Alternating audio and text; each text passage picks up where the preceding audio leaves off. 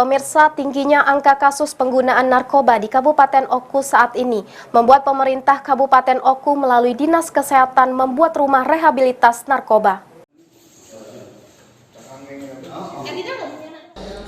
Rumah rehabilitas bagi pelaku penyalahgunaan narkoba merupakan program Kejaksaan Agung dalam penanganan kasus penyalahgunaan narkotika melalui rehabilitasi.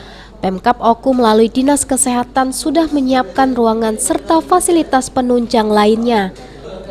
PLT Kadinkes Oku, Rozali mengungkapkan, selain menyiapkan ruangan tempat rehabilitasi, Dinas Kesehatan juga menyiapkan dokter dan perawat yang sudah mengikuti pelatihan terkait penanganan pecandu narkoba. Kita mulai tadi sudah persiapan, kita mendukung intinya program dari Kajari untuk mengadakan rumah rehabilitasi narkoba ini.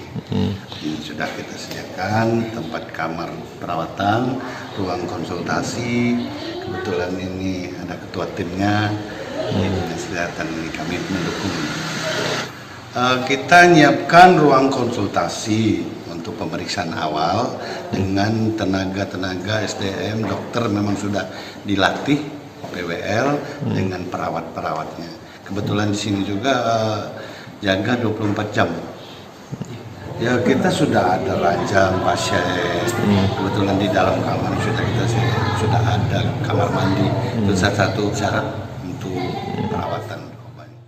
Nantinya rumah rehabilitas disiapkan salah satunya berada di gedung PSC 119 yang dijaga 24 jam.